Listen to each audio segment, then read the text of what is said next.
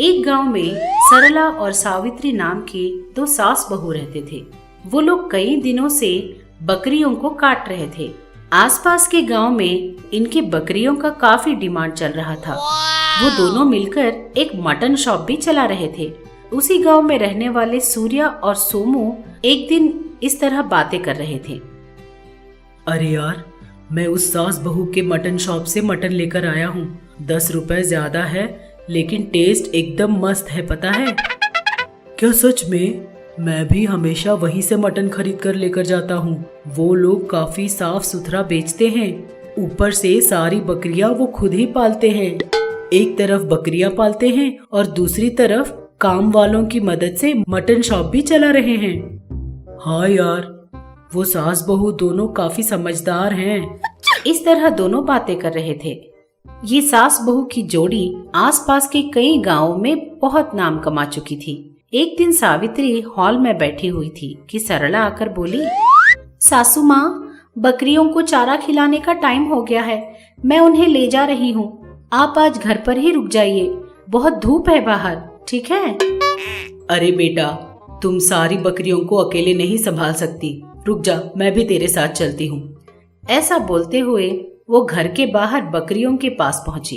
दोनों बकरियों को चरवाने के लिए ले जा रहे थे कि हरि नाम का आदमी आकर बोला, माँ जी, हमारा पास के गांव में एक मटन शॉप है। मुझे पता चला कि आपके पास बकरियां हैं। मैं कुछ बकरियां आपसे खरीदना चाहता हूँ। हमारे पास बकरियां तो हैं, लेकिन हमारा खुद का मटन शॉप है।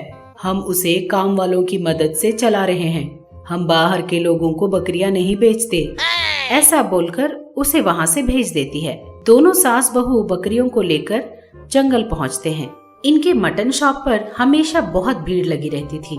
इनका मटन शॉप इसलिए भी फेमस था कि इनका मटन बहुत अच्छा रहता था। इनका धंधा अच्छा चल रहा था कि एक दिन उस गांव में रंगैया नाम का आदमी आकर अपना खुद का मटन शॉप खोलता है। रंगैया इन सास बहू से थोड़े कम दाम में मटन बेचता था। सोमू और सूर्या नाम के दो आदमी रंगैया के मटन शॉप के बारे में इस तरह बातें कर रहे थे। आज संडे है, चिकन लाया या मटन लेकर आया?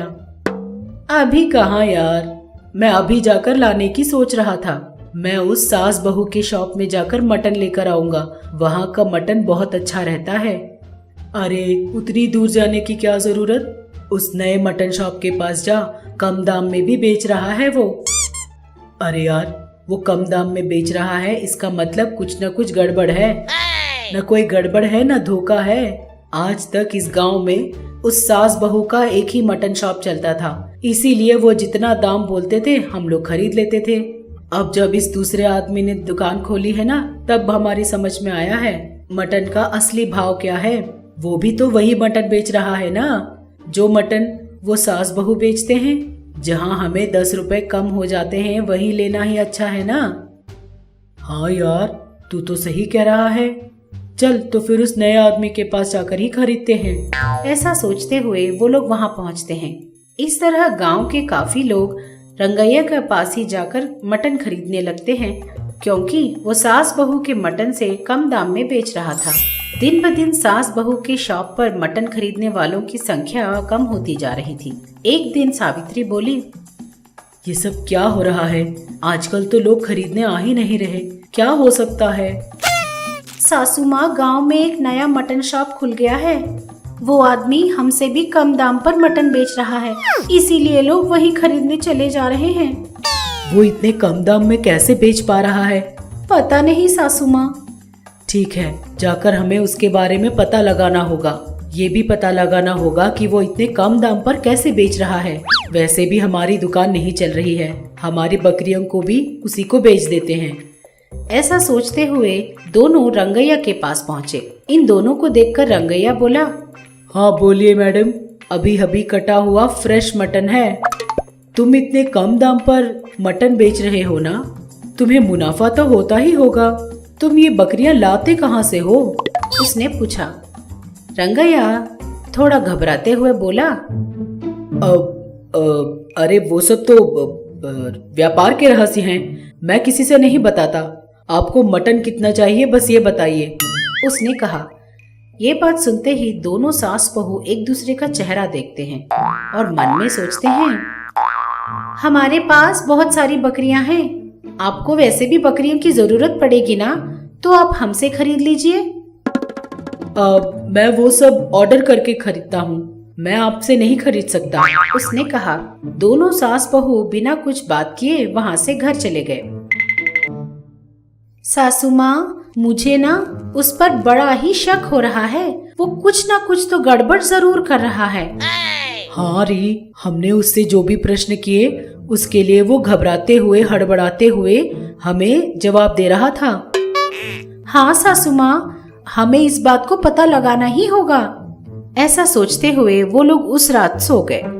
आधी रात के समय एक आदमी सर से पांव तक खुद को ढककर सावित्री के एक बकरियों के पास पहुंचा। उसने अपना कपड़ा हटाया तो हमें दिखा कि वो रंगैया है।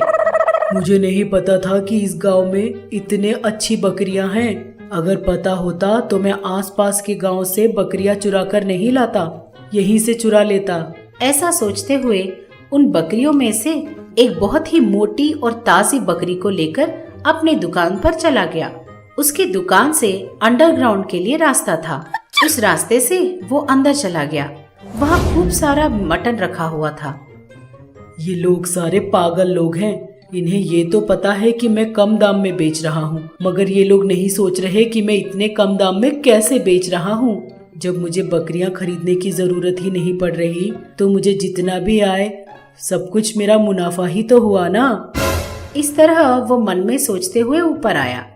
सुबह सावित्री अपने बकरियों को देखने के लिए वहाँ पहुँची और उसने जब देखा उनमें से एक बकरी गायब है तो वो बहुत घबराने लगी।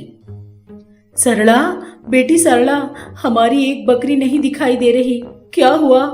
कल हमारे साथ वापस आ गई थी ना? हाँ सासू माँ, मैंने कल ही तो उसे देखा था, अभी कहाँ चली गई? इस तरह वो आसपास ढूंढने लगी, उसे वो कहीं नहीं दिखाई दी। उनको कुछ भी समझ में नहीं आ रहा था। इस तरह 3-4 दिन बाद उनके घर से रोज एक बकरी चोरी हो जाता था। चौथे दिन रात को लगता है कोई चोर रोज आकर हमारे बकरियों में से एक बकरी उठा ले जा रहा है। हमें आज उसे किसी भी तरह पकड़ना होगा। ऐसा सोचकर उस दिन रात को दोनों बिना सोए छुप छुप कर उस चोर की राह देखने लगे। आधी रात होने के बाद रंगैया अपने चेहरे को ढककर उन बकरियों में से एक बकरी को निकालकर अपने दुकान के अंडरग्राउंड में जाकर उसे छुपा देता है। रंगैया का पीछा करते करते दोनों सास बहू भी वहाँ पहुँच जाते हैं। देखा तूने, ये आसपास के बकरियों को चुराकर कम दाम में उसे बेच दे रहा है। हाँ सासू माँ, हमें इसी अभी पुलिस में पकड़वाना होगा। अभी नहीं, सारा गांव सो रहा है। कल सुबह आकर पूरे गांव के सामने इसकी पोल खोलनी होगी। साथ में अंडरग्राउंड में रखे अपनी बकरियां और दूसरे लोगों की बकरियों को भी छुड़वा देंगे। ऐसा सोचकर वो वहाँ से चले गए। सुबह सारे गांव वालों को अपने साथ लेकर वो रंगैया के पास पहुँचे। क्यों माँ जी, मैं आपके पास बकरियां नहीं खरीद रहा हूँ, इसीलिए गांव वालों को अपने साथ लाकर मुझे डराना चाहती हो? हम तुम्हें डराने नहीं आए, तुम हमारी बकरियों को चुरा लाए, इसीलिए तुम्हें सजा देने आए हैं, उसने कहा। ये बात सुनते ही रंगैया दंग रह गया। क्या कहा? मैंने बकरियां चुराई हैं? मैं ये सब नहीं जानता। अच्छा, ये बात है, चलो देखते हैं। ऐसा बोलकर दोनों सास बहू दुकान में जाकर अंडरग्राउंड में गई और गांव वालों के सामने रंगैया की सारी पोल खोल देते हैं। हमने सोचा था कम दाम में बेच रहे हो, भले आदमी हो, लेकिन तुम ये सब करतूत कर रहे हो।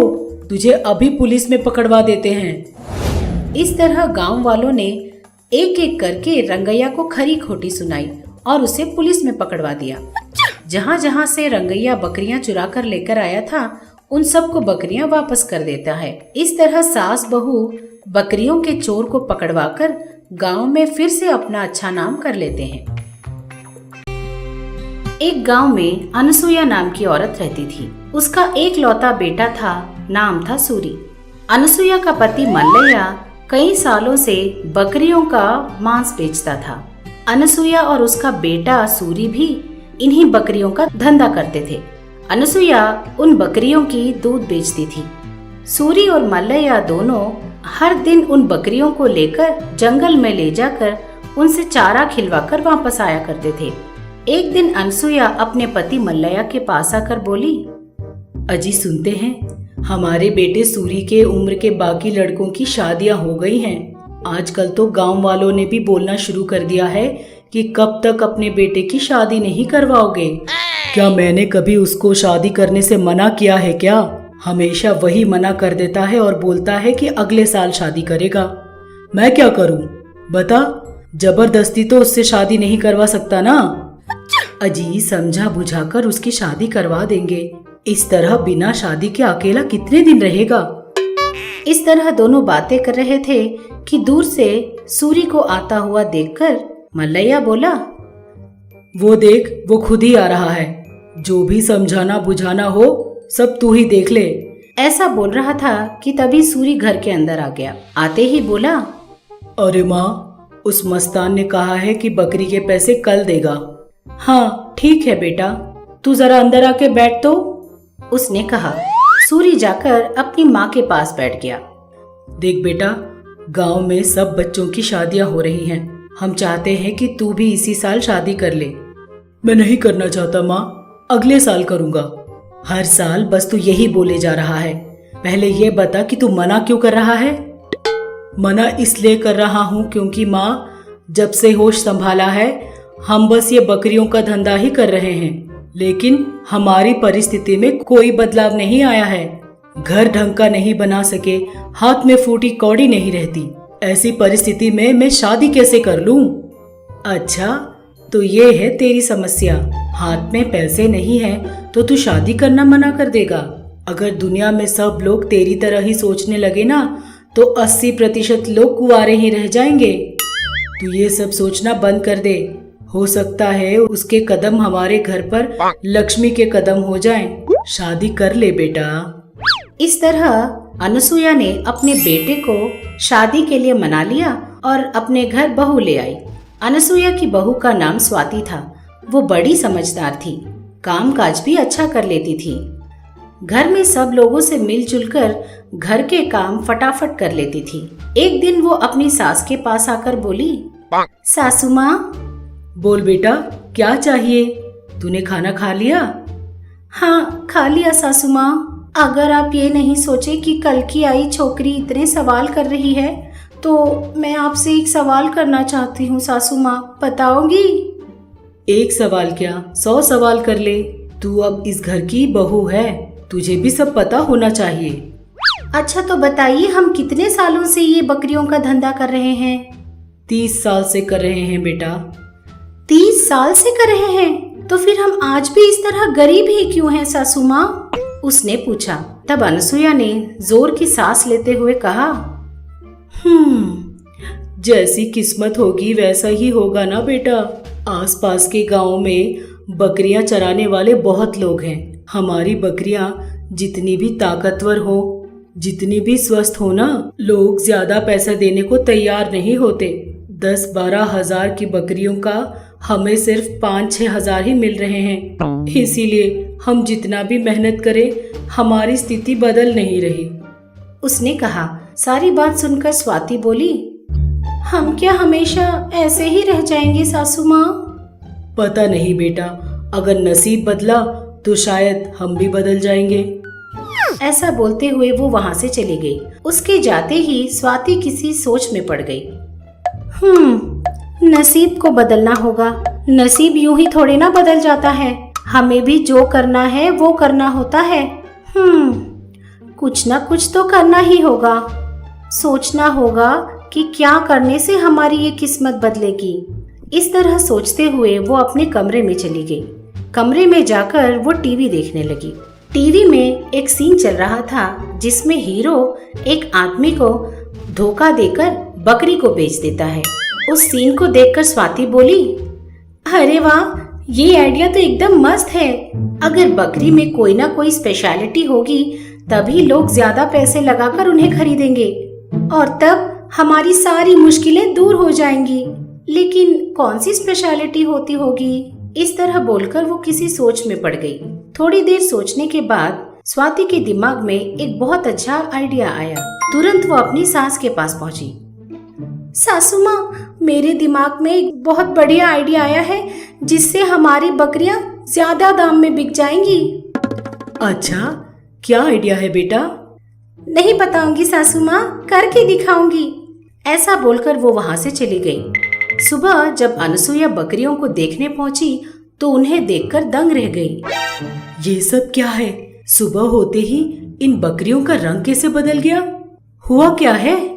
ऐसा सोचते हुए उन बकरियों को देख रही थी कि स्वाति आई। कुछ नहीं हुआ सासू माँ, उन बकरियों पर मैंने ही रंग लगाए हैं। बकरियों पर रंग क्यों लगाया है बेटी? आप थोड़ी देर रुक जाइए सासू माँ, आपको ही पता चल जाएगा। वो बस बोल ही रही थी कि वहाँ एक पवन नाम का आदमी पहुँचा। माँ जी, मेरे भाई की शादी है, मुझे 2 बकरियां चाहिए। 2 ही क्यों, 10 ले जाइए। ये देखिए, रंग बिरंगी फॉरेन बकरियां। ऐसा बोलते हुए उसने सारी बकरियों को दिखाया। रंग बिरंगी बकरियों को देखकर पवन दंग रह गया। ये क्या बहन जी, ये एक एक बकरियां अलग अलग रंग में हैं। और नहीं तो क्या, ये सारी बकरियां इम्पोर्टेड हैं। विदेश से हमने आज ही इम्पोर्ट कराया है। क्या, विदेश से? हाँ, वो देखो, वो लाल बकरी चाइना से आई है और उस गोरी सी बकरी को मैंने अमेरिका से मंगवाया है।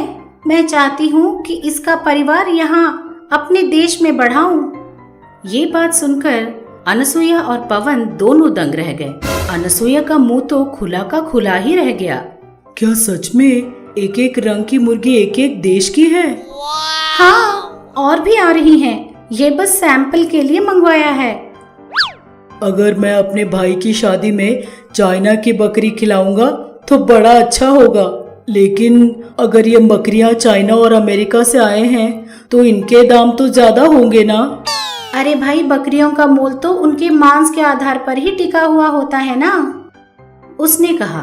पवन बड़ा खुश हो गया। ठीक है, मैं उस चाइना की बकरी और अमेरिका की बकरी दोनों को लूंगा। कितने का दोगे? चाइना की बकरी 10,000 की है, अमेरिका की बकरी 2,000 ज्यादा की है, 22,000 होंगे। अरे वाह, ज्यादा महंगे नहीं है, लाइए इधर दीजिए। ऐसा बोलकर उसने पैसे देकर दोनों बकरियां लेकर चला गया। उसके जाते ही स्वाति ने उन पैसों को अनसुईया को देते हुए बोला, ये लीजिए सासू माँ पैसे। पैसे तो अच्छे आए हैं, लेकिन इस तरह झूठ बोलकर बेचना गलत है ना? सासू माँ, हमने भले ही झूठ बोला हो, लेकिन हमने उन बकरियों का दाम तो नहीं बढ़ाया ना। हमने बस झूठ बोला है, धोखा नहीं दिया। कुछ नहीं होगा, आप इसके बारे में ज्यादा मत सोचिए, उसने कहा। दूर से सूरी अपनी पत्नी की चतुराई देख रहा था। वो अपनी पत्नी के पास आकर बोला, मैंने सोचा था कि बीवी आएगी तो खर्चे बढ़ेंगे, सिरदर्द बढ़ेगा, लेकिन तुम मेरी मुश्किलें दूर करने के लिए समझदारी से सोच रही हो। बहुत बहुत शुक्रिया। इस तरह उसने अपनी पत्नी को धन्यवाद किया। उस दिन से स्वाति अपनी सूझबूझ से उन बकरियों का धंधा संभालती थी। थोड़े ही दिनों में उन्होंने बहुत बड़ा मकान बना लिया और खुशी खुशी रहने लगे।